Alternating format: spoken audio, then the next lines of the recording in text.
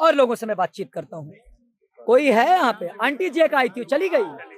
Aunty जी आइए, आइए। हमारी महफिलों में हमारे एक बड़े शायर रहे हैं, पीछे आइए उजाला हो जाए। हमारे एक बड़े शायर रहे हैं मुनव्वर राना, उन्होंने एक शेर कहा था, हमारी महफिलों में बड़े बूढ़े जरूरी हैं, अगर वो नहीं होंगे तो पगड़ी कौन बांधेगा। तो रास्ता आप दिखाएंगे। इतना दिन से आप बिहार देख रहे हैं, कहाँ की आप रहने वाली हैं? हम तो भोजपुर रोहतास यहाँ पटना में हमेशा रहते हैं। पटना में आप रहते हैं? आपकी जन्मभूमि? मगध महिला से। ठीक, समझ लिया। आप पढ़ाई लिखाई की है, फिर उसके बाद अभी जॉब में हैं? जॉब करते थे, अभी नहीं कर रहे हैं। इतना दिन से आप सरकार देख रही हैं, आप तो लगभग 90 से सरकार देख रही होंगी ना?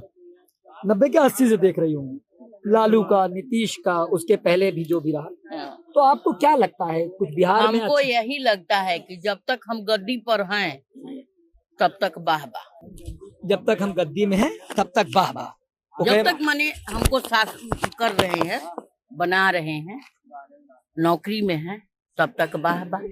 और जहाँ उतरे 10 शिकायत 10 बड़ाई। क्या गलत बोल रहे हैं बताइए? सही कह रही हैं। जब तक गद्दी पे हैं तब जब तक लालू जी राज करते थे तो क्या होता था? गरीब के मसीहा है भाई, 90 से लेकर 2005। हाँ, है। जब गद्दी से उतरे तो क्या हुआ? अलकतरा घोटाला, चारा घोटाला, ये सब तो हुआ। वो तो ये कहते हैं कि हमारे विरोधी हमको फंसाए, उनके बेटा तेजस्वी कहते हैं।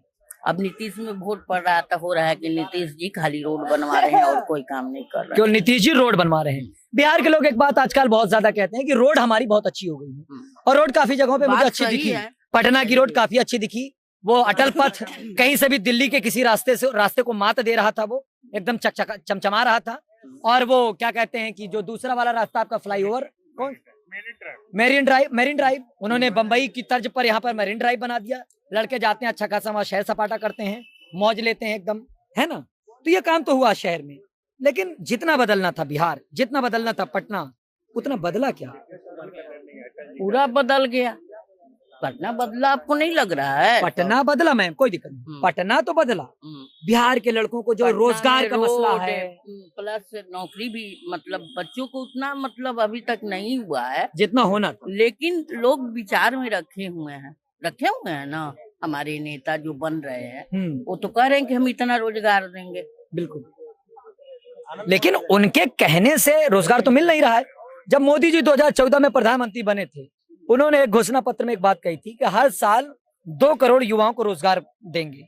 लेकिन मैं आपको मैं इस बात को देखा और सुना, आज तक उस बात पर कोई भी व्यक्ति उनकी पार्टी का या वो खुद उस 2 करोड़ रोजगार वाली बात करते ही नहीं। आप सुनी कभी कि यहाँ मैं 2 करोड़ रोजगार दे दिया या कुछ रखे? तो नेता जो वादा करते, जैसे अभी तेजस्वी वादा कर रहे हैं, मान लो तेजस्वी कल को सीएम बन जाए और अभी वो वादा किया कि हर घर से एक नौकरी हम देंगे लड़कों को, तो उनको 1 साल के बाद यहाँ की जनता को उनका कॉलर पकड़ के उनके घर के बाहर जाके पूछना चाहिए कि हर घर नौकरी पहुंची कि नहीं पहुंची। अगर ना पहुंची तो है कि नहीं? हाँ, लेकिन उसमें भी तो इंटेलिजेंसी देखेंगे ना, उसी को ना नौकरी मिलेगा। बिल्कुल, हाँ, जिसमें दम होगा सबको देंगे। लेकिन हाँ, ऑलरेडी है कि एक परिवार में तो जरूर कोई ना कोई उस तरह के होंगे। एक के क्यों देने के लिए कह रहे हैं? उनको तो बोलना चाहिए कि जो परिवार में अच्छे होंगे, जो योग्य होगा, जो कंपटीशन निकालेगा, उसको हम नौकरी देंगे। हाँ, ऐसा होना चाहिए। नहीं, और भी है, बहुत सारा रोजगार है जो दे सकते हैं, उनके हाथ में है। एक सरकार के हाथ में बहुत सारी ताकत होती है।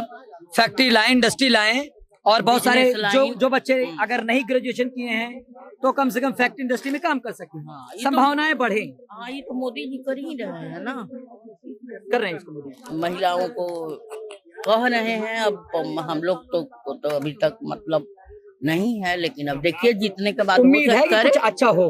हाँ, खैर, बहुत सारे लोगों से हमारी बातचीत हो चुकी है और काफी देर हो रही है, और लोगों ने बहुत अच्छे से बेबाकी से अपनी राय रखी, अपनी बात रखी।